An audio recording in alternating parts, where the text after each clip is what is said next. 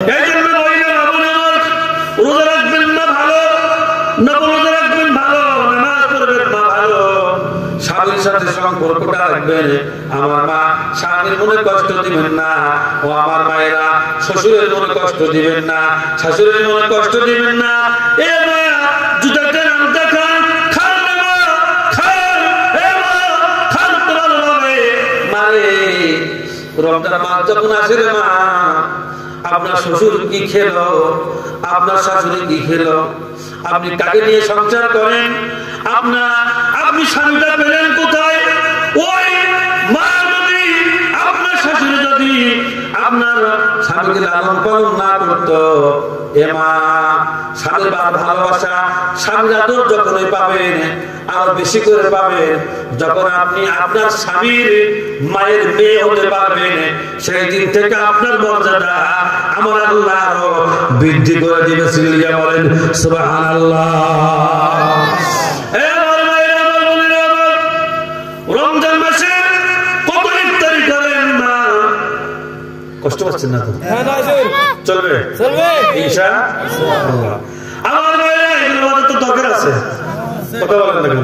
আছে না নাই?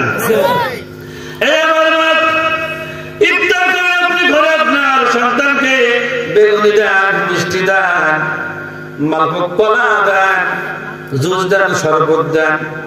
মা গো, বাড়ির সাথে আপনার শ্বশুর সারাটা দিন রোজা ছিল, কি খেলো দেখলেন না? আপনার শাশুড়ি আম্মা রোজা ছিল, কি খেলো আপনি দেখলেন না? এমন হয়েছে আপনি আপনার ঘরের মধ্যে, আপনি আপনার রুমের মধ্যে হরেক রকমের দিয়ে ইফতারি করেছেন, কিন্তু আপনার শাশুড়ি আম্মা, আপনার শ্বশুর আব্বা খালি লবণ আর পানি দিয়ে ইফতারি করে মুরব্বীর বেচারের বেটা আমার ভাইরা, ওই মুরব্বী আপনার শ্বশুর মসজিদে মাগরিবের জন্য গিয়েছে। কথা বলেন ঠিক না? লোকজন মুখের দিকে তাকাই, এত সকালে ইফতার হয় নাকি? বলে বাবা, এত সকালে তো ইফতার হয়, আমি তো ইফতার করে চলে আসলাম। আমার ভাইরা, আমার বোনেরা, আমার আপনার শ্বশুর অনেক কিছু গোপন রাখে কিন্তু কাউকে বলে না।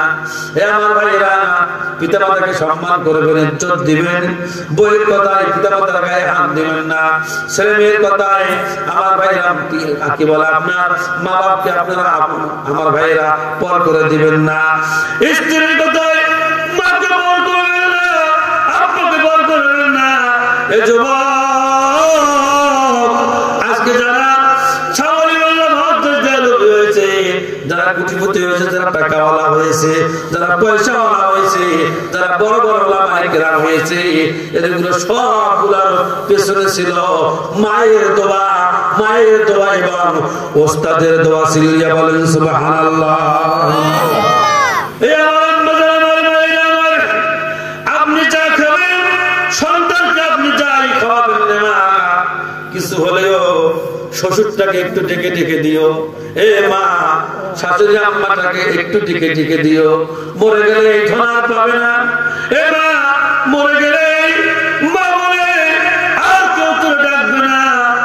এ মা, শ্বশুরটাকে একটু ভালো মন্দ ঈদের মার্কেট আসলে জামা কাপড় কিনে দিও। মানে দাঁত থাকলে মানুষ দাঁতের মর্ম বোঝে না। আমার ভাইরা, আমার বাবাজিরা, আমার আব্বা, আমার ভাইরা অনেকে নাম শুনেছেন। আমার ভাইরা, আমার আব্বা ফুরফুরা আবু বকর সিদ্দিক রাহমাতুল্লাহ আলাইহির খলিফা ছিলেন, তার হাজার হাজার মুরিদ আছে।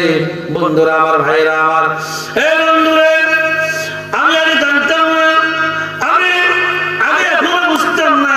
7 বছর বয়সে আমার বাবা দুনিয়া থেকে চলে যান। আমি তো এই মিঠাপুকুরে বড় হযরতপুর দারুল কোরআন হাফিজিয়া মাদ্রাসায় আমার ভাইরা, আমার হেফজে পড়া শুরু হয়ে যায়। আমার ভাইরা, আমি দেখতাম রাস্তাঘাটগুলো কাঁচা ছিল, পাকা হয়নি। ভাইরা আমার, বন্ধুরা আমার, আমার মা আমাকে হাত ধরে নিয়ে এসে ওই মাদ্রাসার ওখানে দাঁড়িয়ে ভ্যানে উঠাইয়া দিত। পরিচিত হয়তো বা কেউ থাকলে সেই মোটর সাইকেলে উঠাইয়া দিত। আর বলতো, বেটা মাদ্রাসা ছাড়িস না, মাদ্রাসা ছাড়িস না বেটা রে। আমার স্বপ্ন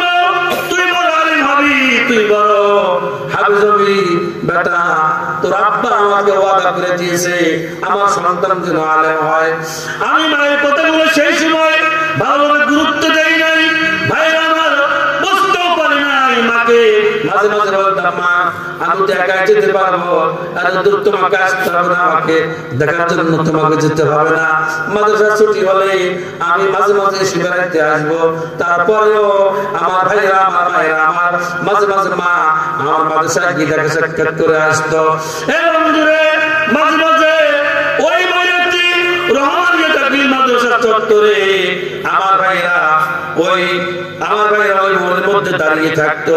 আমার ভাই তখন তো এত গাড়ি আমার ভাইরা ছিল না, যখন আমি হাঁটি করে অথবা ভ্যানে অথবা কোনো রিক্সায় যখন আমি উঠতাম, পিছন দিয়ে তাকাইতাম, দেখতাম মায়ের চোখ থেকে টপ টপ করে পানিগুলো পড়ে দিছে। দেখতাম আমার মা কাপড়ের আঁচল দিয়ে মুখটা মুছতেছে। দেখতাম আমার জনমদুখী মা আঁচল দিয়ে মুখ মুছতেছে। আমি একদিন ফিরে এসে বলছিলাম, মারে মা আমার জন্য এত তুমি টেনশন করো কেন? মা আমি তো মাদ্রাসায় যাচ্ছি, তুমি কান্নাকাটি করো না। আমাকে মা মাঝে মাঝে বলতো, বেটা কেন কান্দি বুঝবি না, বেটা রে কেন চোখ দিয়ে পানি আসে এটা এখন বুঝবি না। যখন আল্লাহ তাআলা তোর ঘরে তোর কলিজার টুকরা সন্তান দিবে, ছেলে দিবে, মেয়ে দিবে, তখন বুঝতে পারবি মা কি জিনিস এবং বাবা কি জিনিস। ভাইরা আমার, বন্ধুরা আমার, এখন আমি চিন্তা করি, এখন আমি বুঝি আমার মায়ের কথাগুলো কত সত্য ছিল, আমার ভাইরা কত হক ছিল। এই জন্য আমার ভাইরা মাঝে মাঝে বাবার কথা খুব মনে হয়। মসজিদের সামনে আমার বাবার কবর। আমার ভাইরা ওই বাদশাহ থাকতে আমি আমার হাতের কলমে লিখেছিলাম, তোমার জানা যায় বাবা, তোমার জানা যায় বাবা, হইব পাগল মরা, চোখে জলে বাব বুক ভাসিবে কেমনে করব দোয়া, চোখের জলে বাব বুক ভাসিবে কেমনে করব দোয়া। বাইরে আমার ও মা, সন্তানের যদি খেদমত চাও, সন্তানের হাতে যদি মা পিটুরিয়ার মা যদি খেতে না চাও, ও মা সন্তানকে যদি ভালোবাসতে চাও, ও মা সন্তানকে যদি আপনি সন্তানের কাছ থেকে যদি আপনি ভালো ব্যবহার অর্জন করতে চান, ও মা তাহলে শ্বশুর শাশুড়িকে পিতা মাতাকে বেশি বেশি করে ভালোবাসার জন্য আমার ভাইরা দরকার আছে না নাই? ভাইরা আমার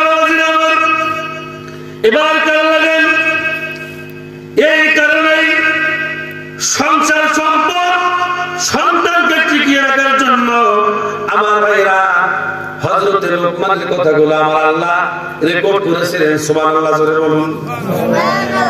এই কারণে ও মা রে, এই কারণে আপনাদেরকে মতে ও আমার আম্মা জান, আমি বলতে চাই সন্তানদেরকে নামাজের কথা বলবেন, নামাজের কথা বলবেন। লোকমান হাকিম বলছেন, ইয়া বুনাইয়া, হে আমার বৎস, হে আমার সন্তান, হে আমার কলিজার টুকরা, আকিমিস সালাহ, নামাজ কায়েম করো, ওয়ামুর বিল মারুফ, সৎকাজের আদেশ দাও, ওয়া নাহি আনিল মুনকার, মন্দ কাজ থেকে বিরত থাকো, ওয়াসবির আলা মা আসাবাক, ইন্না যালিকা মিন আযমিল উমুর, বিপদ আসলে মুসিবত আসলে ধৈর্য ধারণ করো। সুবহানাল্লাহ, জোরে বলুন।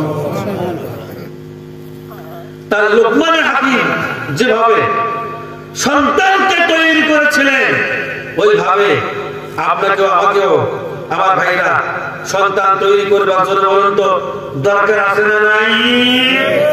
আমার ভাইরা এই কারণে সন্তানকে আলেম বানান, হাফেজ বানান, সন্তানকে দ্বীন পিপাসু বানান, আল্লাহ বানান, সন্তানকে আমার ভাইরা আলেম বানান। নিজের সন্তান যদি আলেম হয়, নিজের সন্তান যদি হাফেজ হয়, ও নলমিতাপুরবাসী, ও হরে কৃষ্ণপুরবাসী, ও বাংলা নাসিমপুরের ভাইরা মনে রাখবেন, আলেমটাকে দোয়া করবেন, দোয়া কবুল হতেও পারে, নাও পারে। কথা বলেন না কেন? আর যে ভাড়াটিয়া আনেন আপনার জন্য দোয়া সেইভাবে করবে না, ও অস্থিরতা ভাব নিয়ে বলে আসবে, কতক্ষণের দোয়া শেষ করে চারটে খাবার দিলে বলে বেঁচে যায়। কথা বলেন না কেন? ঠিক কিনা? এই জন্য ওই মসজিদের ইমামের দোয়া কবুল হতেও পারে, নাও পারে, কিন্তু আপনি বাবা, আপনার সন্তান যখন আপনার জন্য দোয়া করবে, আপনার মা, আপনার কলিজার টুকরা 32টা নারী ছেলে সন্তান যখন আপনার জন্য দোয়া হলো করবে, বন্দুকের গুলি মিস হতে পারে, ধনুকের সে আইডিয়া, তীরের সেই আইডিয়া মিস হতে পারে।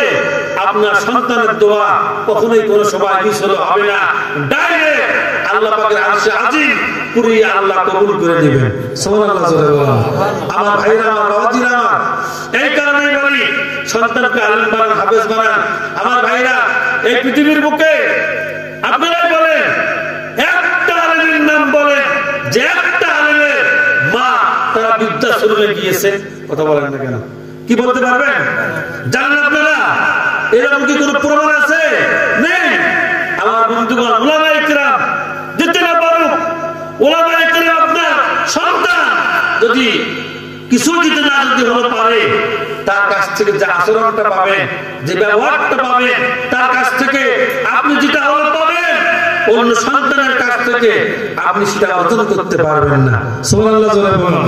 এই কারণে আমার মাদেরকে বলবো, আমার বোনদেরকে বলবো, ও আমার আম্মা জান, ও আমার মা, একটা সন্তানকে আপনি আলেম বানান, একটা সন্তানকে আপনি কোরআনের হাফেজ বানান, একটা সন্তানকে আপনি মুফতি বানান, একটা সন্তানকে আপনি কোরআনের জন্য, ইসলামের জন্য আপনি দাখিল করে দেন।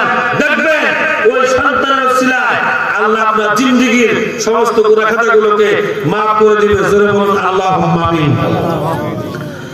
হাফেজ ছেলে কাঁধে উঠালে, আলেম ছেলে কাঁধে উঠালে, পিতা মাতার লাশ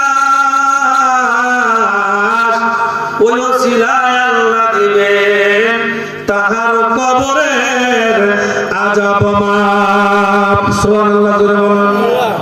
ভাইরা আমার, বাবাজিরা আমার, ও মা, আপনার সন্তান যখন আপনাকে সামনে নিয়ে জানাজা দিবে, আমার ভাইরা আমার, বাবাজিরা আমার, আপনার সন্তান যখন আপনাকে নিয়ে জানাজা দিবে, ঠোঁট কাঁপতে থাকবে, বুক আপডাউন করতে থাকবে, আর দোয়া পড়বে, আর ভাববে, আল্লাহকে ডেকে বলবে, আল্লাহ ইনি তো আমার মা, ইনি তো আমার আব্বা, হে মাবুদ, আমি আমার আব্বার জন্য তার জানাজায় আমি দাঁড়িয়েছি, আমার গর্ভধারিণী মায়ের জানাজায় আমি দাঁড়িয়েছি, হে আল্লাহ